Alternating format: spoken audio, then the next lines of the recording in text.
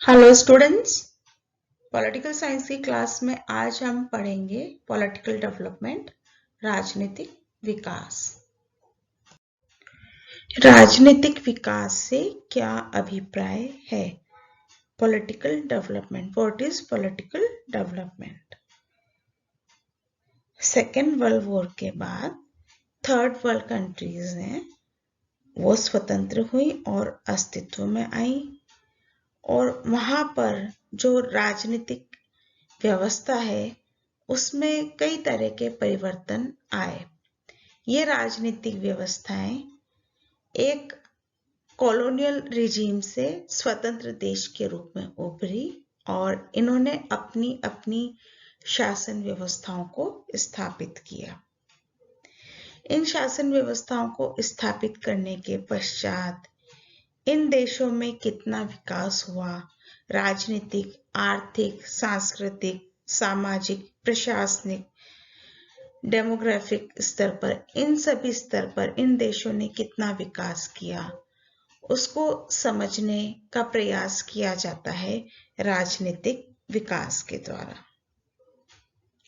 Lucian पाई, आमन, Coleman, rigs, minor Wiener जैसे political scientist हुए हैं जिन्होंने राजनीतिक विकास के कॉन्सेप्ट को विभिन्न देशों के अध्ययन के साथ विकसित किया।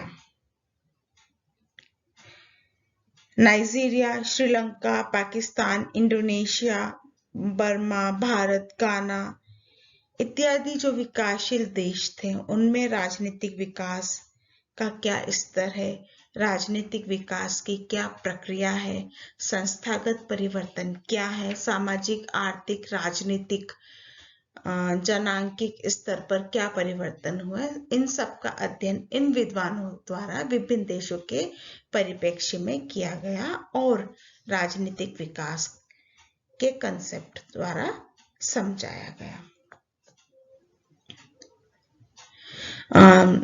यहाँ हम डेफिनेशन देखेंगे लुसियन पाई की, जो कि कहते हैं कि राजनीतिक विकास संस्कृति का विसरण और जीवन के पुराने प्रतिमानों को नई मांगों के अनुकूल बनाने, उनके साथ मिलाने या उनके साथ सामंजस्य बिठाने की प्रक्रिया है। Political development is the diffusion of the culture and adjustment of all moral oblique system with the new demands.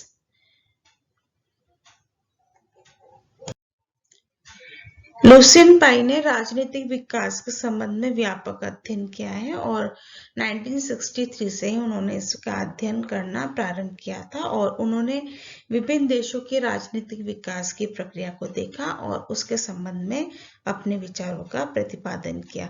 Lucian पाई के वर्णन को ही आगे बढ़ाया भारत के पॉलिटिकल साइंटिस्ट एसपी वर्मा ने, और उन्होंने अपने ग्रंथ एस्पेक्ट्स ऑफ पॉलिटिकल डेवलपमेंट में राजनीतिक विकास की विभिन्न प्रक्रियाओं का विश्लेषण प्रस्तुत किया। लुसियन पाई और एसपी वर्मा का जो विश्लेषण है उसके आधार पर हम देखते हैं कि राजनीतिक विकास आर्थिक विकास की राजनीतिक पूर्व शर्त के रूप में मीन्स राजनीतिक विकास में आर्थिक विकास का होना अनिवार्य है। सेकेंडली, औद्योगिक समाजों के लिए विशिष्ट राजनीति के रूप में राजनीतिक विकास, जिन देशों में औद्योगिक प्रगति चल रही है और उच्च स्तर पर पहुंच रही है, उन देशों में औद्योगिक समाज का राजनीतिक व्यवस्था पर क्या प्रभाव पड़ता है, उसके अध्ययन के रूप में भी हम राजनीतिक विकास का अध्ययन कर सकते हैं। नेक्स्ट, राजनीतिक आधुनिकीकरण के रूप में राजनीतिक विकास। कॉलमैन, लिपसेट इत्यादि ये मानते हैं कि राजनीतिक विकास से अभिप्राय विकसित पश्चिमी और आधुनिक देशों का अध्ययन है और साथ ही उन तौर तरीकों का अध्ययन है जिनका अनुकरण करने का प्रयास विकासशील देश कर रहे हैं। नेक्स्ट, राष्ट्रीय राज्य के व्यवहार के रूप में राजनीतिक विकास। कुछ विद्वान ये भी मानते हैं कि राजनीतिक विकास में राजनीतिक जीवन का संगठन और राजनीतिक कार्यों की संपन्नता उन मापदंडों के अनुसार होती है जो एक आधुनिक राष्ट्रीय राज्य में अपेक्षित होती है। नेक्स्ट, प्रशासकीय और वैज्ञानिक विकास के रूप में राजनीतिक विकास। पार्सन्स और वेबर इस बात पर जोर देते हैं कि राजनीतिक विकास का समाज की प्रशासनिक और कानूनी व्यवस्था से बड़ा गहरा संबंध है, अतः प्रभावपूर्ण नौकरशाही की स्थापना आवश्यक है। लुसियन पाई कहते हैं कि यदि प्रशासन पर अधिक जोर दिया तो इससे राज्य व्यवस्था में असंतुलन पैदा हो सकता है और यह असंतुलन कई बार राजनीतिक विकास में रुकावट भी डालता है। लेकिन नो डाउट प्रशासनिक और वैज्ञानिक विकास राजनीतिक विकास के लक्षण होते हैं। नेक्स्ट है बहुसंख्यक जन समुदाय के योगदान के रूप में राजनीतिक विकास। जनता अधिक से अधिक राजनीतिक कार्यों में भाग ले तभी राजनीतिक विकास संभव होता है। मताधिकार के विस्तार को भी सार्वजनिक सहभागिता के माध्यम से निर्णय निर्माण प्रक्रिया का विस्तृत रूप समझा जा सकता है। नेक्स्ट, लोकतंत्र के निर्माण के रूप में राजनीतिक विकास। इस दृष्टिकोण के अनुसार राजनीतिक विकास का अर्थ यह भी होता है कि लोकतांत्रिक संस्थाओं और व्यवहारों की स्थापना, और इस तरह से जब लोकतंत्र के निर्माण की संस्थाएं स्थापित होती है तो डेफिनेटली ऐसी व्यवस्था में राजनीतिक विकास स्वतः ही होता है। और नेक्स्ट है व्यवस्थित और स्थायी परिवर्तनों के रूप में राजनीतिक विकास। इस विचार के अनुसार विकास सामाजिक और आर्थिक विकास से संबंधित होता है और यह दृष्टिकोण प्राय राजनीतिक स्थायित्व की धारणा पर केंद्रित होता है जो उद्देश्यपूर्ण और व्यवस्थित परिवर्तन की क्षमता पर निर्भर होते हैं। नेक्स्ट, गतिशीलता और शक्ति के रूप में राजनीतिक विकास। इस विचार के अनुसार हम राजनीतिक व्यवस्थाओं का मूल्यांकन इस आधार पर कर सकते हैं कि वे अपनी पूर्ण शक्ति का प्रयोग किस स्तर अथवा मात्रा में करती हैं। नेक्स्ट है सामाजिक परिवर्तन की बहुआयामी प्रक्रिया के रूप में राजनीतिक विकास।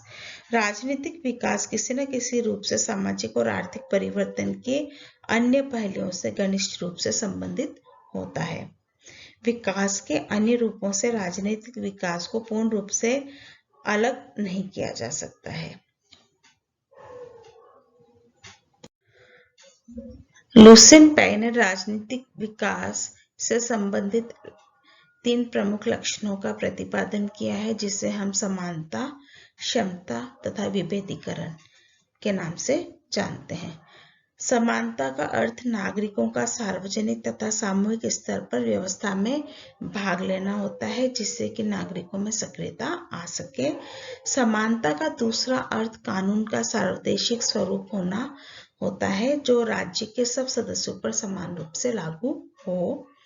तीसरा समानता का अर्थ यह भी होता है कि राज्य के विभिन्न पदों के लिए भर्ती करते समय, सार्वजनिक पदों पर नियुक्ति करते समय योग्यता तथा कार्य संपादन का मापदंड लागू किया जाए। नेक्स्ट, उन्होंने बताया था क्षमता, और क्षमता से अभिप्राय होता है कि किसी राज्य तथा सरकार में आवश्यक कार्यों के संपादन की क्षमता कितनी है। क्षमता का दूसरा अर्थ सार्वजनिक नीति को लागू करने की कुशलता तथा योग्यता से होता है। क्षमता का तीसरा अर्थ होता है प्रशासन में विवेकपूर्ण धर्मनिरपेक्ष दृष्टिकोण का उत्पन्न होना। नेक्स्ट है विभेदीकरण। विभेदीकरण से अभिप्राय होता है कि समाज तथा राज्य के विभिन्न अंगों, पदों एवं विभागों का सुस्पष्ट होना तथा उनके कार्य निश्चित करना। व्यवस्था के विभिन्न राजनीतिक कार्यों की सुस्पष्टता एवं विभिन्न अंगों की जटिल प्रक्रियाओं का एकीकरण करना भी, ताकि व्यवस्था का विघटन न हो। ये राजनीतिक विकास के प्रमुख लक्षण हैं। यह भी प्राय एग्जाम में पूछे जाते हैं।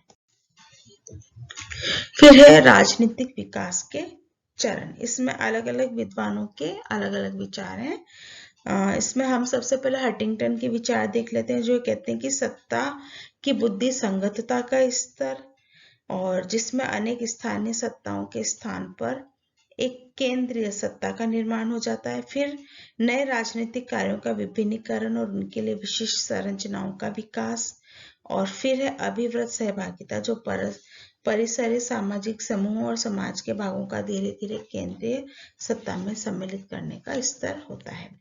इसके पश्चात हम देखते हैं ऑर्गेन्स्की का, बहुत ही इंपॉर्टेंट है। और ऑर्गेन्स्की ने अपना जो राजनीतिक विकास के चरण अपनी पुस्तक स्टेजेस ऑफ पॉलिटिकल डेवलपमेंट में उनका वर्णन किया था, और वो 4 तरह की बताते हैं।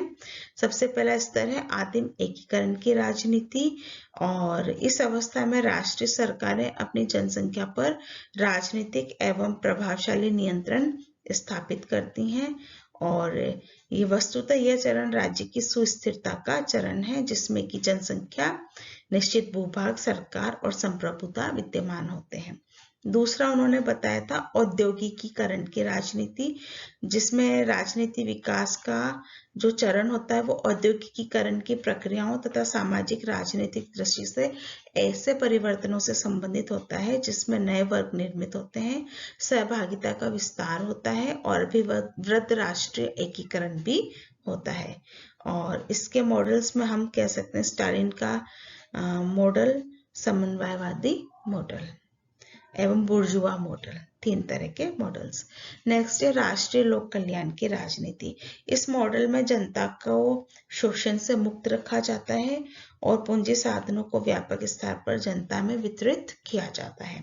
और लास्टली है समृद्धि की राजनीति। समृद्धि की राजनीति का स्तर अमेरिका जैसे देश में है या यूरोप के विकसित देशों में है, और यह स्तर वैज्ञानिक प्रविधियों और अत्यधिक परिष्कृत उपकरणों से अत्यधिक उत्पादकता का है, जिसमें हर एक के लिए वस्तुओं की सामान्य उपलब्धि रहती है, और ये राजनीतिक विकास की सबसे विकसित अवस्था मानी जाती है। अब हम देखते हैं राजनीतिक विकास के साधन कि कौन से ऐसे साधन है, which are the agents who brings the political development, who helps to cause political development। इनमें सबसे पहले हम देखते हैं क्रांतिकारी नेता। कोई भी नेता यदि क्रांतिकारी होते हैं, वास्तव में परिवर्तन लाने की इच्छा रखते हैं, तो वो राजनीतिक विकास का प्रमुख साधन बनते हैं। कई देशों में हमने देखा ऐसे नेता हुए हैं जिन्होंने वास्तविक रूप में उस देश के विकास के लिए कार्य किया है और राजनीतिक विकास के उच्च स्तर को प्राप्त करने का प्रयास किया है। उदाहरण के लिए हम देख सकते हैं जैसे किस तरह से व्लादिमीर पुतिन अभी रशिया में राजनीतिक विकास के लिए प्रतिबद्ध हैं, और भारत में भी पंडित जवाहरलाल नेहरू और इंदिरा गांधी वगैरह ऐसे नेता हुए हैं जिन्होंने राजनीतिक विकास के स्तर को काफी आगे तक पहुंचाने का प्रयास किया है। और केन्या में जोमो केन्याटा हुए हैं। इस तरह से अलग अलग देशों में अलग अलग नेता समय समय पर हुए हैं जिन्होंने राजनीतिक विकास को प्राप्त करने का कार्य किया है। नेक्स्ट, राजनीतिक दल जो होते हैं वो भी राजनीतिक विकास का प्रमुख साधन होते हैं, और ये राजनीतिक विकास की प्रक्रिया को बहुत गति प्रदान करते हैं, क्योंकि ये सरकार और जनता के बीच की कड़ी होते हैं और सरकार की नीतियों और योजनाओं को जनता तक पहुंचाते हैं और जनता के विचारों, उनकी मांगों को सरकार तक पहुंचाते हैं, और ये राजनीतिक विकास के प्रमुख साधन होते हैं। नेक्स्ट हम सकते हैं लोकशाही या नौकरशाही। किसी भी देश की जो नौकरशाही होती है वो उसके जो राजनीतिक व्यवस्था का रीढ़ की हड्डी भी हम उसे कह सकते हैं, क्योंकि जो समस्त पॉलिटिकल डिसीजंस होते हैं उनको इम्प्लीमेंट कराने का कार्य इन्हीं का ही होता है, सारी नीतियों को लागू करने का कार्य इन्हीं का होता है। तो नौकरशाही भी राजनीतिक विकास में प्रमुख योगदान देती है, उसका साधन होती है। फिर है सेना। किसी भी देश की जो सेना होती है वो उस देश की सुरक्षा के साथ साथ आधुनिकीकरण के लिए प्रतिबद्ध होती है और राजनीतिक विकास में अपना महत्वपूर्ण योगदान देती है। और लास्टली हम देखते हैं राष्ट्रीयता की भावना का प्रसार। यदि जनता में जागरूकता होती है, राष्ट्रीयता की भावना का प्रसार होता है, तो ऐसे देश में या समाज में राजनीतिक विकास अपने उच्चतम स्तर पर होता है। तो इस तरह से राजनीतिक विकास किसी भी देश के लिए इम्पोर्टेंट होता है और वो उसके ओवरऑल विकास के लिए भी आवश्यक होता है।